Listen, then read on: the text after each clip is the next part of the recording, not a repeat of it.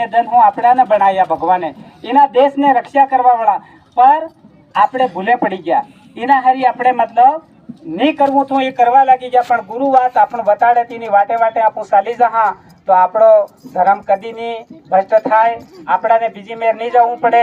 હમણાં જશે 33 કોટી દેવ એમ સાહેબે કીધું, પણ આપણે 33 કોટી દેવાને નહીં માનતા હોય અને આપણાને એવું કઈ નો બતાડ દે કે ખરેખર મતલબ તઈ જઈએ તો થોડુંક મતલબ આપણાને 500 રૂપિયા લાગે ને પેલા કીધે કઈ પૈસા હૈસા નહીં લાગે. તમારું ભગવાન દુઃખ હદાર દે એમ કે તોય પણ હદરી જાય, તો પેલા એમ કે 500 રૂપિયા લાગે ત્યાં નહીં જઈએ. તમારું દુઃખ હદરી જાય એમ કે ત્યાં જતા રહે.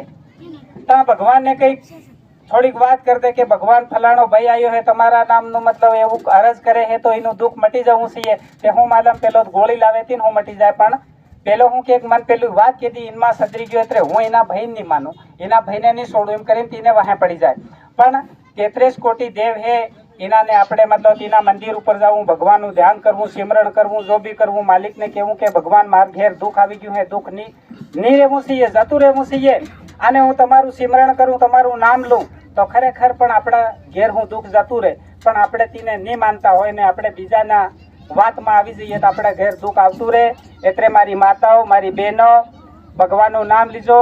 और जैसे मतलब छोटी सी बात करूं कि આપણા જેતરી બી મારી માતા બહેને બેઠી हैं, તમે जैसे मतलब તમારા ઘરમાં હમણાં સાહેબ કી રહ્યા था કે ભગવાન ખરેખર એક ભાઈએ એક પ્રશ્ન કર્યું, એને એમ કહેતું કે ભગવાનના 24 અવતાર બતાડ્યા, આને થોડી વાર હું કહેતું કે જैसे मतलब 33 કોટી દેવ. તો એક ભાઈએ પ્રશ્ન કર્યો કે ભગવાન વાસ્તુ ही તમે કઈના ભગવાનને માનીએ, કઈનું નામ લઈએ? દેવ તો ઘણા બતાડ્યા અને ભગવાન પણ ઘણા બતાડ્યા, પણ ખરેખર કીનું નામ લઈએ? તો એને ભાઈએ એવું પ્રશ્ન કર્યું ગુરુ મહારાજે કે તમારું શું નામ? તો પેલે ભાઈએ કીધું કે મારું ખીમસન નામ. તો તારી ઘરની પત્ની શું કે તન? તમારો આદમી એમ કે. પછી તારી સાસુ શું કે? તમારો જમાઈ એમ કે. તારો સાસરો શું કે? તમારો જમાઈ એમ કે.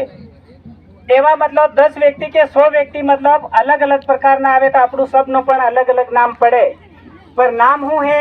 એક. તો પરમાત્મા આપણો સબનો એક હે, નામ અનેક હે, પર આપણા માલિકને આપણે કદી પણ નહીં ભૂલીએ. તો મારી માતા બહેનો સે નિવેદન કરું, તમારો ભગવાન કાં હે? તમારે ઘેર. તમારો જો પતિ પરમેશ્વર હે વોય તમારો ભગવાન હે. એની દુનિયામાં કોઈ પણ તમારો ભગવાન નહીં મળે. તમે તમારા પતિ પરમેશ્વરને તમારો ભગવાન જ ગણો તો તમારા ઘરમાં કદી પણ દુઃખ આવે નહીં. પર તમે તેના પતિ દેવતાને તું મરી જજે, તને દુઃખ નહીં આવતું, કદીક મરી, તને મરેલો સાંભળું, એવી વાતે આપણે કરીએ ને પછી આપણે કહીએ કે મારા રામ રામ કરીએ. तो सभी माताओं से निवेदन करूं, प्रार्थना करूं कि તમારા જો ઘરનો પતિ है वो स्वयं તમારો પરમાત્મા है, એને રામજી કરો. કદી બી જિંદગીમાં જે રામજી કરો, એને સુબહ સુબહ ઉઠો તો તમે જે રામજી કરો તે તમે જીને દન મરી જાય તેને દન રામ રામ કરો તો ભગવાન બી તમારું કે ખરેખર મતલબ જિંદગીમાં એને રામ રામ કર્યું. પર તમે જિંદગીમાં કદી જે રામજી નહીં કરીને મરી જાય તે તાર રામ રે રામ કાન આવી ગયા, આવી જજો મારા રામ. તમારે ટેકે બીજી જઈ તમારા હાથે વાતે કરલી, આવી જાઓ મારા રામ, કદી પણ રામ નહીં આવે. આપણે મતલબ હું હે કે તેની વાતને સમજો.